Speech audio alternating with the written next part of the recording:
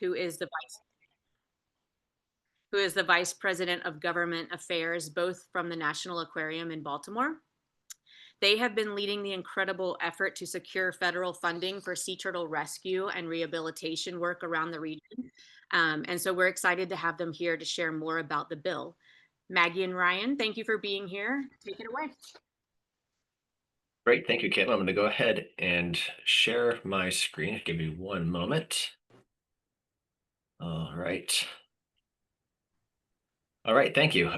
Big thank you to Kim and Kirsten and for everyone joining here today. As Kim mentioned, Ryan Fredriksson, VP of Government Affairs here at the National Aquarium in Baltimore, Maryland.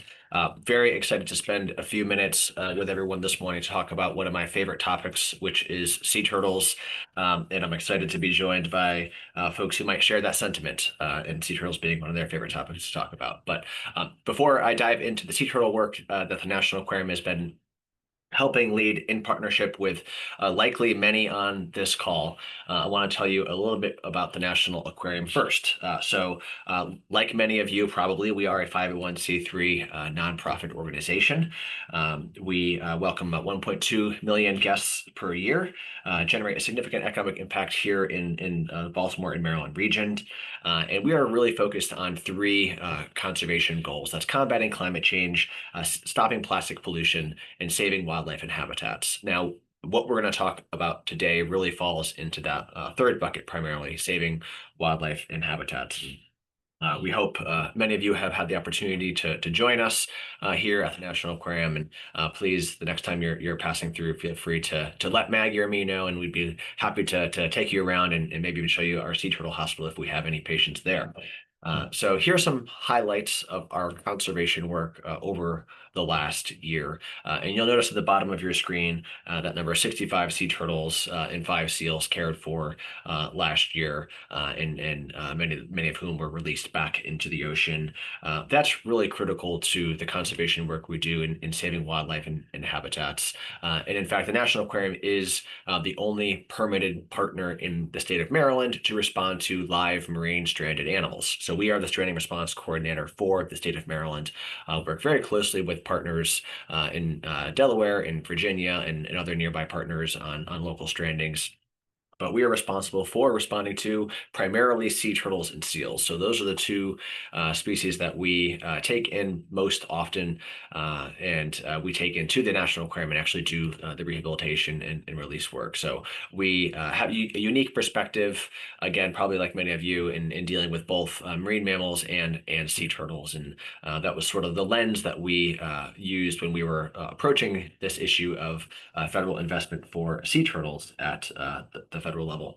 A couple other quick things. We do have a triage center, if you're familiar with Maryland's geography, over on the eastern shore in the town of Ocean City, which allows us to respond a little quicker to stranded marine animals. But a lot of the sea turtles we take in actually come from further up in the Northeast in the Cape Cod region.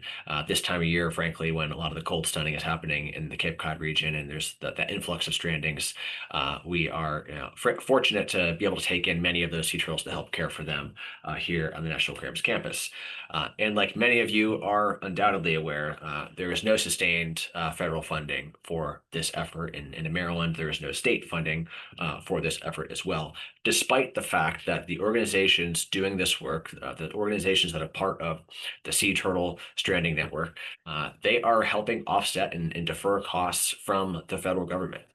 The federal government has a responsibility and an obligation to care for these species, to make sure that we are not leaving injured sea turtles and sick and injured sea turtles on the beaches without being cared for. So if we weren't doing this work, and I'm saying the collective we here, if we weren't doing this work, that is slack that in many cases local, state, and federal governments would have to pick up and do instead. So we are helping defray those government costs. That was a huge issue, of course, for us during the pandemic, when our doors were closed for an extended period of time.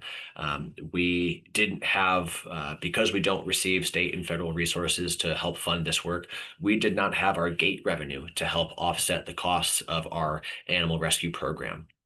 And so that became a really acute challenge for us and many other partners during the pandemic, not having those resources to be able to respond and care for sea turtles in particular. But we know this is more than just a zoo and aquarium issue. We are one of many partners across the country who are in need of more assistance, particularly from the federal level, to help support this work, to help respond to a growing issue. And so right around the time of the pandemic, as we were getting ready to put together our funding request letter to the federal government, which we do every year to ensure strong federal funding in programs like the Prescott program at NOAA that Maggie's going to talk about here in a minute. We turned to our team and we said, well, where's the grant program for sea turtles? And they said, well, there is none. And so really since that day about just over 5 years ago now, we've really been laser focused on changing that and getting both appropriations in the federal budget to support this work, but also creating an established program that could support this work going forward. So having said that, I'm going to turn it now over to Maggie Ostdahl here at the National Aquarium to run through some of what we've been through over the last 5 years and some of the things that we're hoping to continue to work on with you all going forward. And then, of course, Maggie and I are available for questions after we run through our presentation. So with that, Maggie, take it away.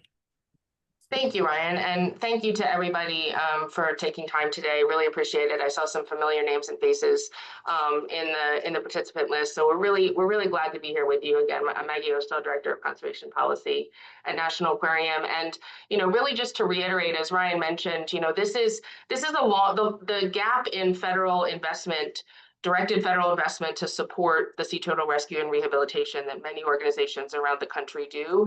That gap is a long-standing gap, and I'm sure there are people on this call or people you work with who have known about that gap much longer than Ryan or I or others have.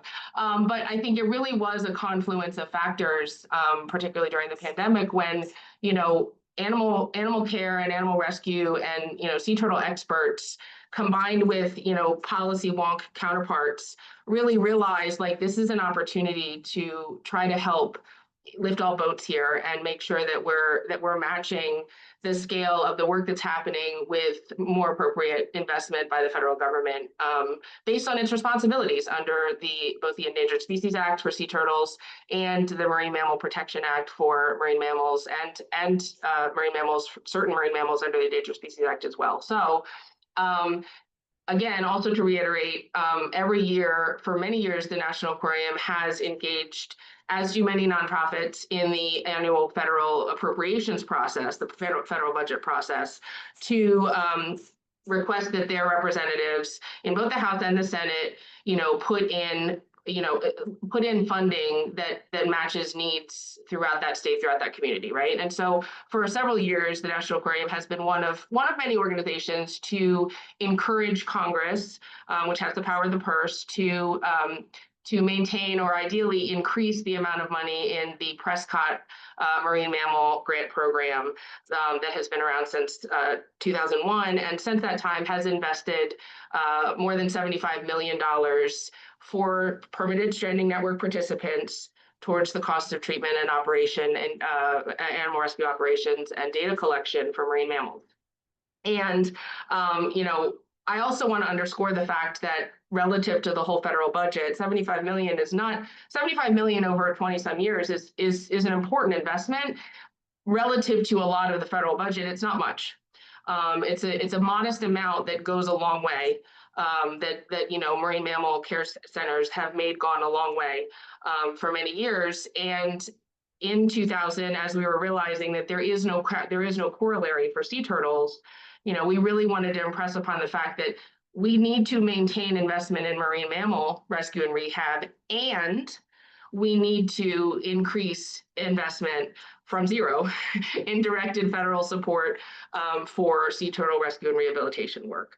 And so that's really what set off this effort. And our organization, along with some of the ones on this, I think some of the ones represented on this call and others, really went about first spending some time talking to the U.S. Fish and Wildlife Service, the NOAA, to lawmakers in the committees that were familiar with funding for marine mammal rescue, for the Prescott program, for sea turtle federal programs across the federal government, you know, we really tried to make sure that what we were diagnosed, that we had that, you know, we collectively had diagnosed the problem, that there needs to be investment. And since that time, we really have been involved in both continuing to push for the federal budget, the annual federal budget setting process, to recognize the need for sea turtle rescue and rehab. And next slide, jump to the bill slide, please.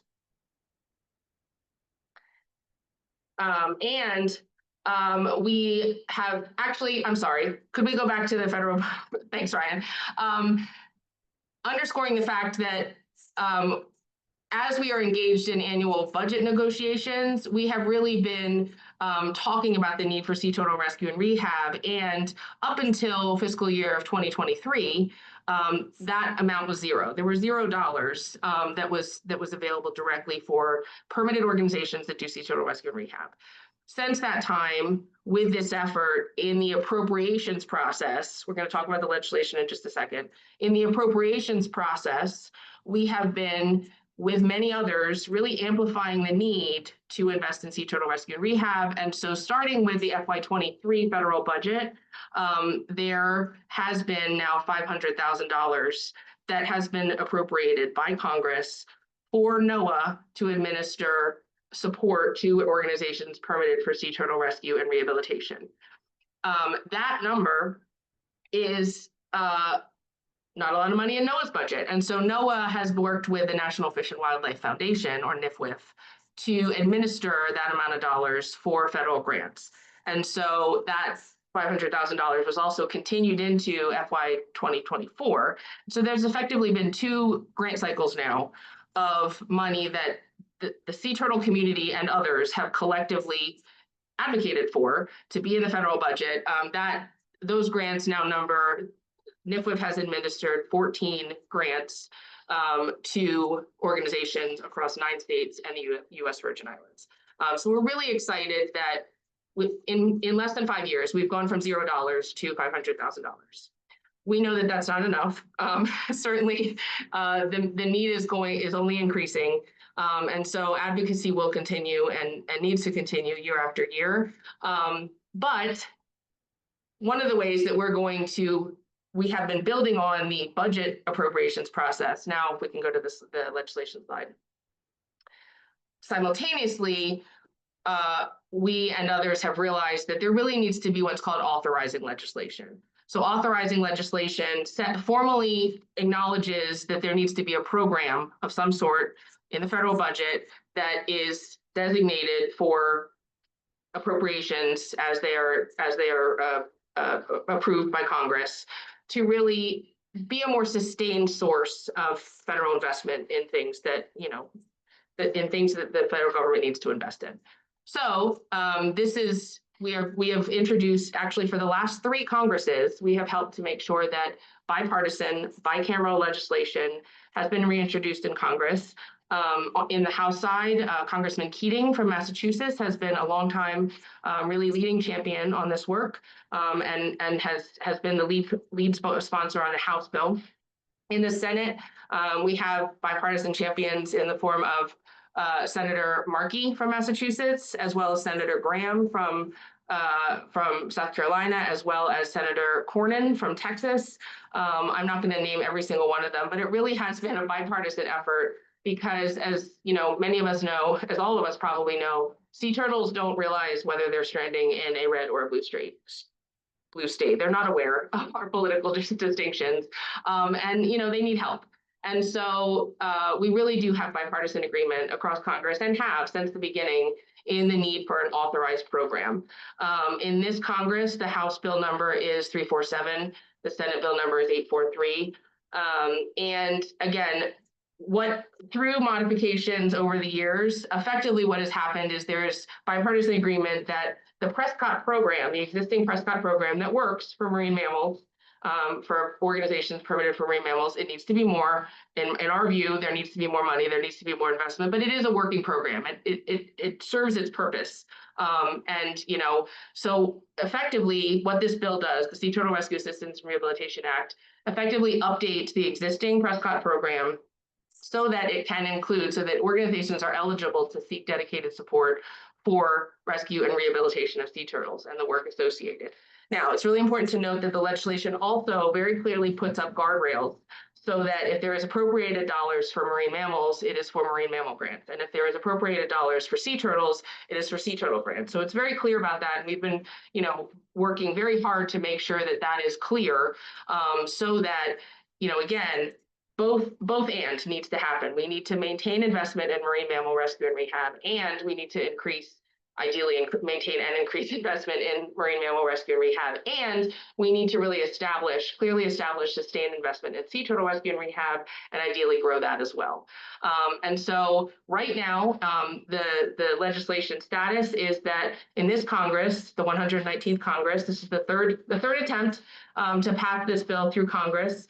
That is not atypical for federal legislation. It could take many years for even bipartisan legislation to actually get across the finish line in Congress. So while it is sometimes frustrating that this is the third try, it is also important to keep in mind that sometimes, that we're in a good track, and we really are optimistic that we can help pass this legislation through Congress and get this program authorized. At this moment, we are still in a federal shutdown, so there has not really been movement on this bill in the House in the very recent future, but the conversations have continued with key House offices. What we are looking to do right now, we are focused on trying to help get this bill onto a House committee, the House Natural Resources Committee agenda, to have a hearing so that it can keep moving in the House of Representatives. In the Senate bill, actually, based on the momentum that has been built by, again, many of the organizations represented on this call, by many partners around the country, the Senate bill actually was put on its committee, the Commerce, Justice, Science Committee in the Senate. It was put on a committee hearing very early in the year and has already advanced out of committee and is available for a Senate vote. So, there really has been great momentum on this legislation over the years. Thanks, of course, to the more than 90 organizations around the country that have supported this legislation. So we are optimistic that we can get this bill. The collective we can get this bill across the finish line and continue to have a more solid foundation to advocate for investment in sea turtle rescue and rehab. Next slide, please. Which brings us to how you can help, other than spending your time on this webinar with us, which again, thank you very much. One of the ways that you can help is, contact your House representatives if this is an issue that matters to you, and you would like to urge your House rep, particularly if they are a Republican office, because the House Senate are both under Republican leadership, and that can help add momentum to the bill. So all co-sponsors are welcome. What also I will mention what is happening with this bill, and this is often typical with lots of legislation. The main sponsors in the House and the Senate are really looking to add more co-sponsors in a bipartisan manner. And so essentially co-sponsors are being added to the bills as there are a pair of both a Republican and Democrat who want to co-sponsor the bill. We would love to add more co-sponsors, add more bipartisan pairs of co-sponsors to this legislation. So you're contacting your House representatives, particularly to urge that they move HR 347 to a committee vote would be wonderful. And if you would urge them to co-sponsor the bill, if they are interested in doing so, we can give templates. We have an action alert that I believe Josh has put a link to in the chat. There's lots of resources that we can help provide. Beyond being in touch with Congress, again, I've mentioned before, I know that there are a lot of folks, there are folks here whose organizations are already part of the 90-some organizations that are in support of this bill. National Aquarium has maintained for several years now this organizational support statement, encouraging Congress to move this legislation and pass it and get it done. And so if you think if there's an organization you work with that you think should consider joining the organizational support statement. That would help. That always helps add momentum when we can say my personal goal is to get us closer to 100 or over 100 organizations. We're almost there. So if there are 7 or 8 more organizations out there who want to formally endorse this legislation, yes, I just happened to see in the chat. We can make sure that you have a link to the list of organizations. We have a website about this bill that links out to that list. It's a long list. It's very exciting. And then broadly, aside from specific, concerted specific tasks, the contacting Congress and seeing if your organization wants to support this, I think really it's important to just talk about the big puzzle of sea turtle conservation and the fact that, sea turtle rescue and rehabilitation is one important part of that.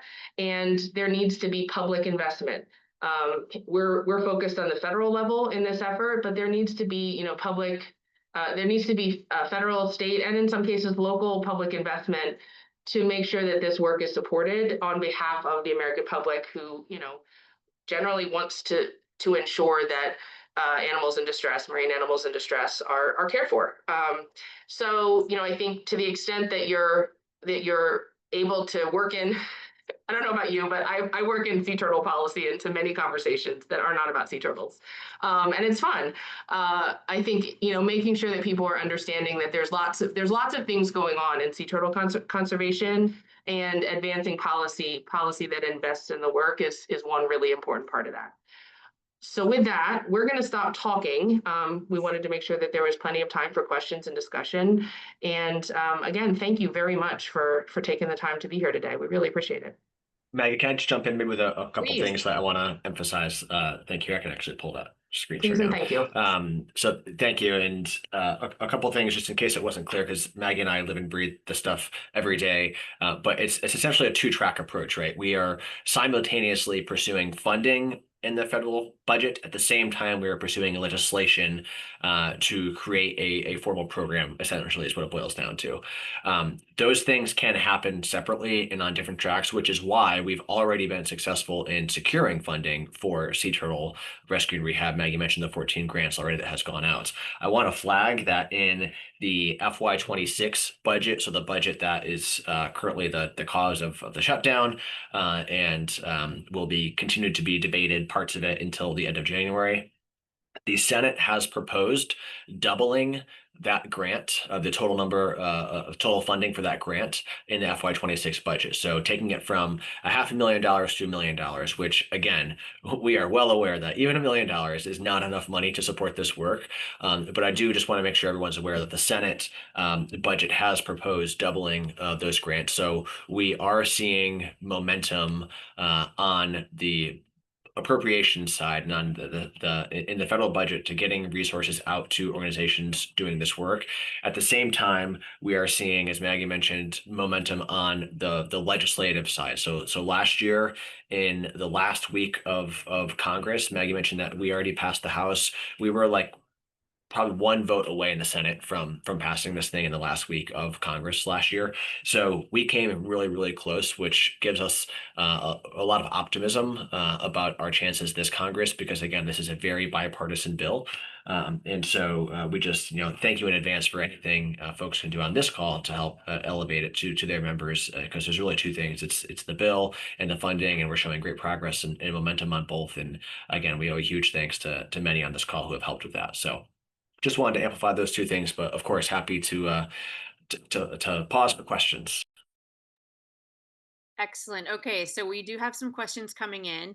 One of the questions is, of the groups that are supporting this effort, do you have to be a rehab facility, or is it open for all groups that are working with sea turtles?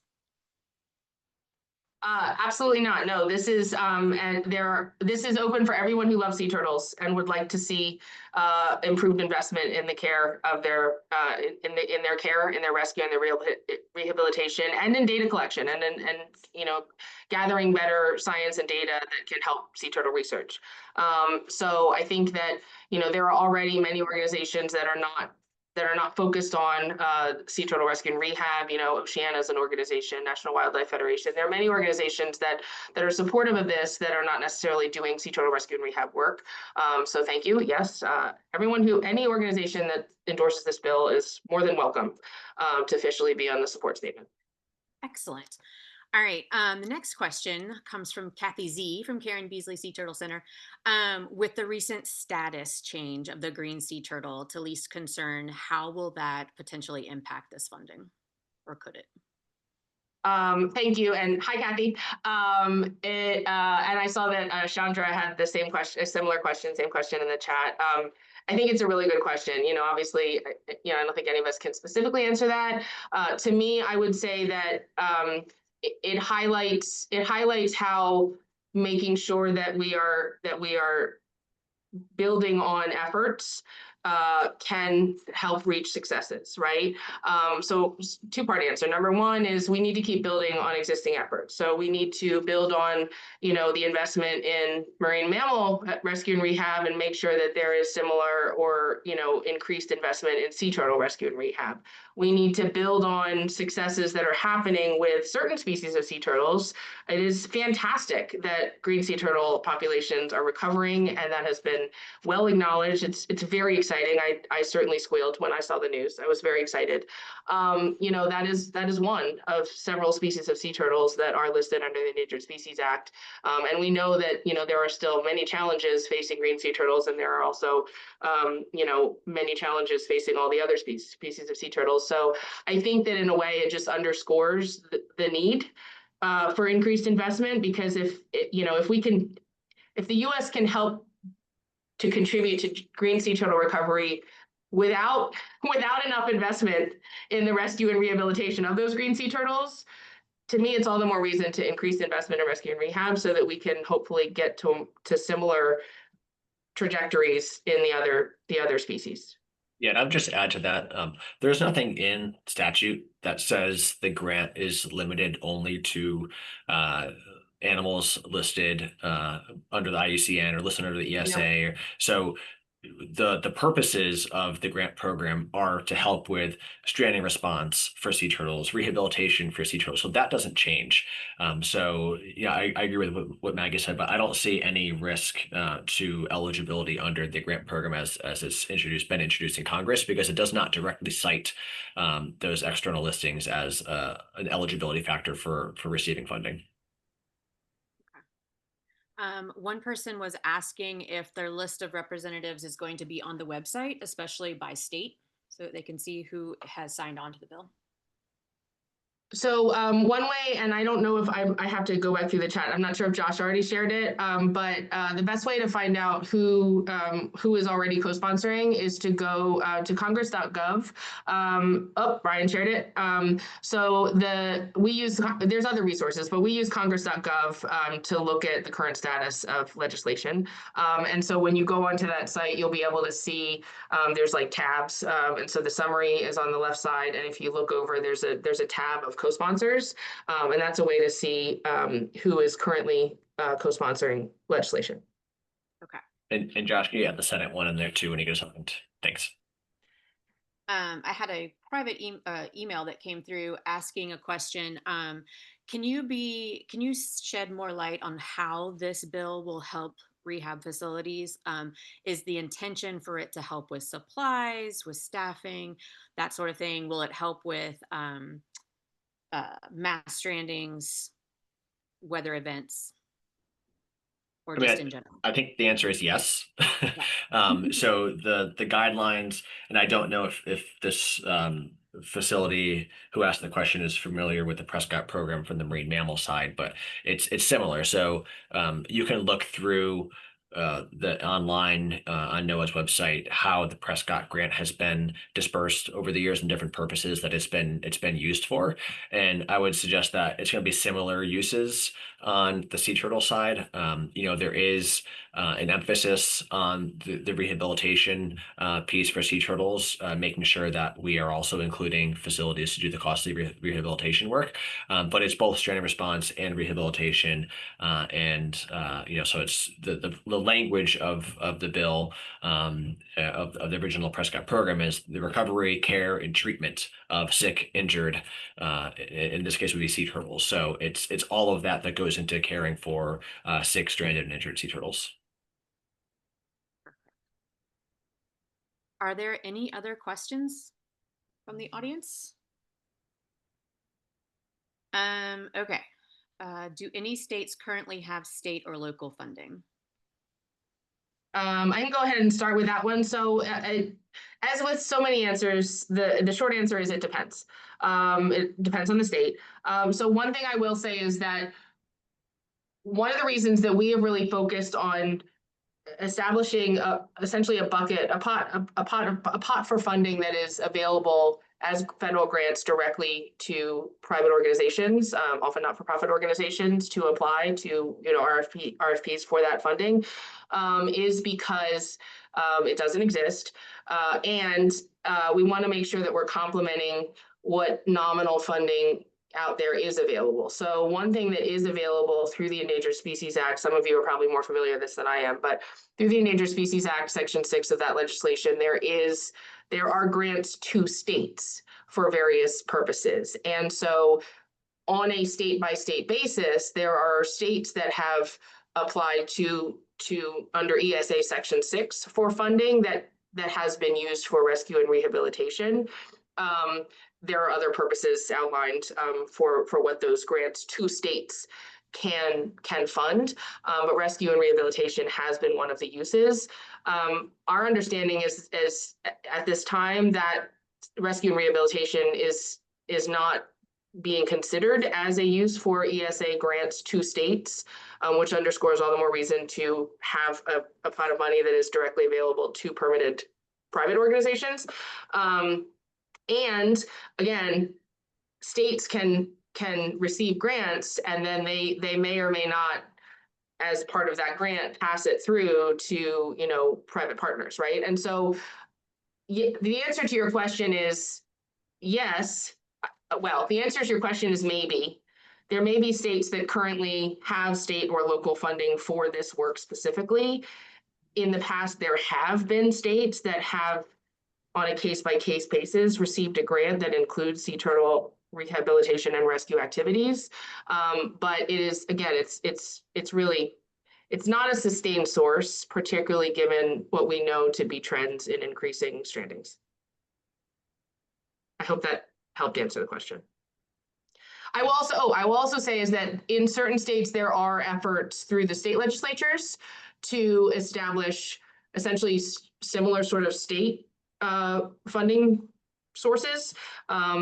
Those are underway in various cases. That is not currently underway in the state of Maryland that I'm aware of.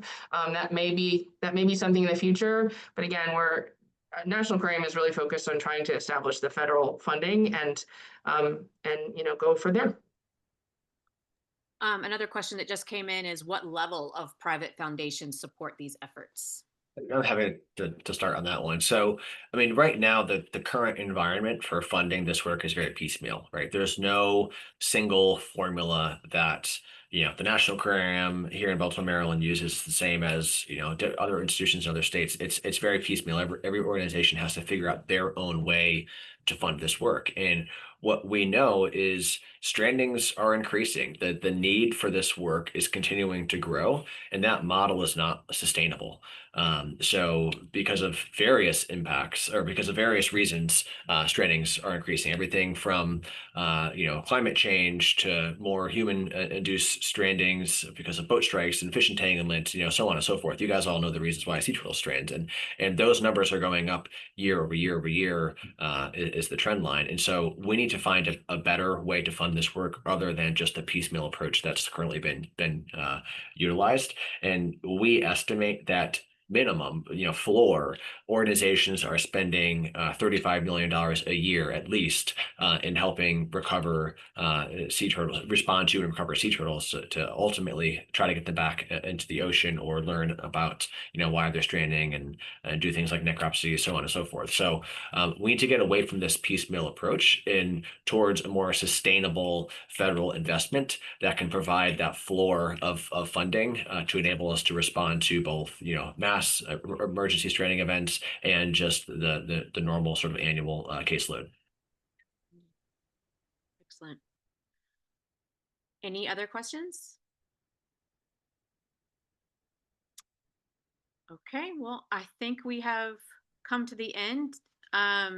Thank you so much, Maggie and Ryan. Ryan, did you want to say anything else? Yeah, just in addition to how you can help this lab that we showed earlier, reaching out to your elected officials and reps about supporting the bill.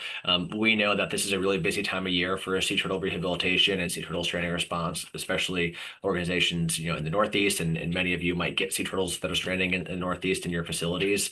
To the extent when you're able to elevate the sea turtle bill when you're talking to media, media loves, what's one way the public can help? Obviously, supporting your institutions is one way. Another way is reaching out to their reps to support this bill. So that's something that we've started doing here at the National Aquarium, and we always encourage our partners, when you're talking to media, put in a quick soundbite for the bill, because hopefully when we get this thing through, it's something that we can all benefit from. Yeah, that's a great point. Thank you for saying that. All right, we want to say thank you to all of you again for being here. Especially thank you to Maggie and Ryan, and of course Josh for helping on the tech side. Once again, if you enjoyed this webinar, if you want to see more things like this from Surston, please consider heading over to our website and supporting our annual appeal this year. It does help us continue building programs just like this and provide learning opportunities for all of you. So on behalf of everyone at Surston and these guys over here at the National Aquarium, thank you again for your time. Thank you for your partnership, and thank you for helping us build a stronger sea turtle community. Bye. Thanks, everyone.